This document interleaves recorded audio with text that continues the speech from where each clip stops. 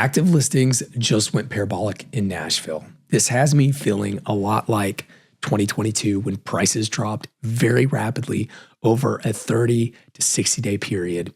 But we're going to talk about, will this happen again? Now, if you can't tell, I am so sick. I've been sick for a week. I'm actually feeling better, but I apologize for my voice. This is like the most important video that I've made in years, and I can barely talk, so you just bear with me.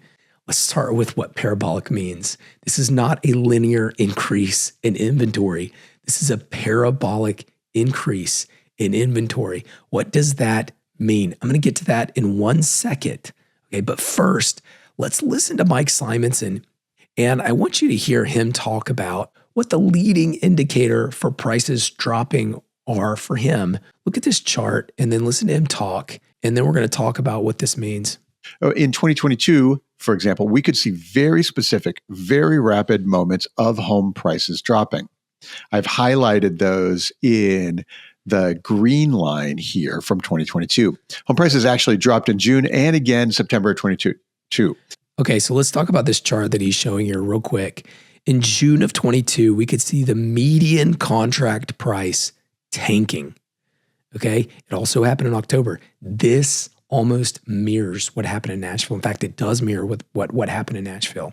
So he's saying if you look at contract price, you can pick up on a home price crash. Now, there's one other indication that he uses, which is this one: most March price cuts in over a decade. Okay, so he's saying it's soft, but the trend is what he thinks you should pay attention to. And you can see in 2022, in May, price cuts started rapidly rising. That's when we saw the price drops in June. That's when we saw, think about price cuts. Price cuts are a leading indicator of listings going under contract, and the listing going under contract are a leading indicator of what prices sell for. So price cuts would be an early indication of where prices are going. Now, before either of these is parabolic inventory growth. And that's what we saw in 2022. Let me show you what I mean. So this is just the nominal change in active listings.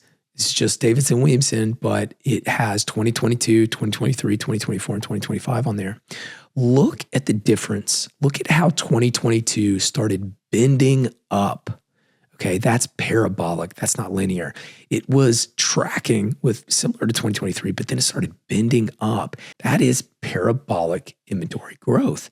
Notice how that bending started really in May. I guess it kind of started in April, but really showed itself in May. And by June, we got those massive drops in prices. They coincided with mortgage rates skyrocketing from April to June. Mortgage rates went from 3 to 6. There were a lot of dynamics. Pending started crumbling.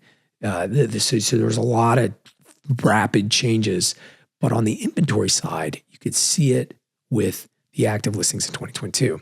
Why is that important? Look at 2025. We're starting to see that bend again. Okay, it's not linear growth.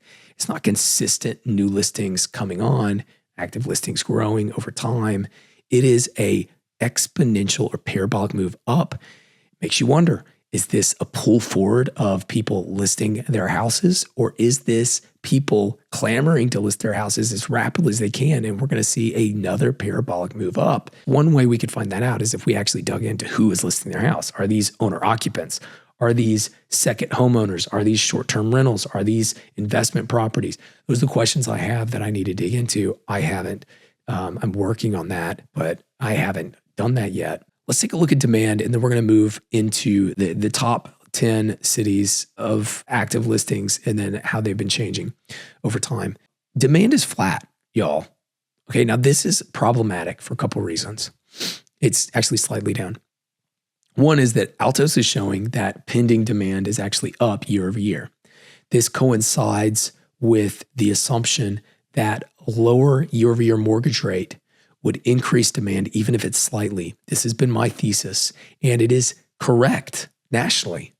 Pending volume is up.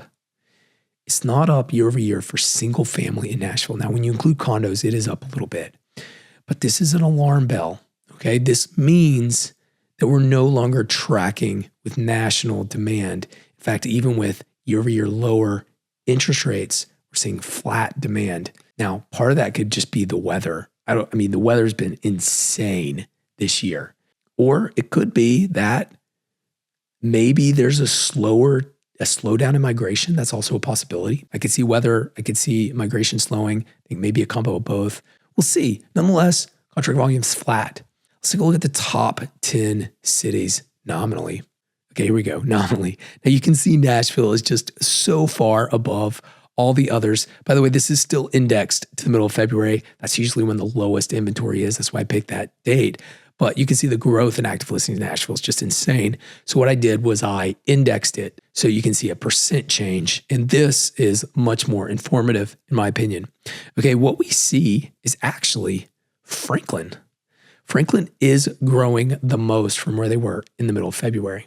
So if you're in Franklin, it's something to pay attention to. Now, Franklin has generally been much tighter, but you can see it's growing rapidly. Murfreesboro also growing rapidly. One caveat though, Murfreesboro actually had a ton of canceled listings in January. So for them to grow in February isn't super surprising, but nonetheless, I've been talking about Murfreesboro being a disaster for months. And then the third one is Nashville. So Nashville's still growing rapidly. A few surprises. Lebanon is actually not growing at all. If you live in Lebanon, tell me, is this your experience? That's kind of a surprise to me.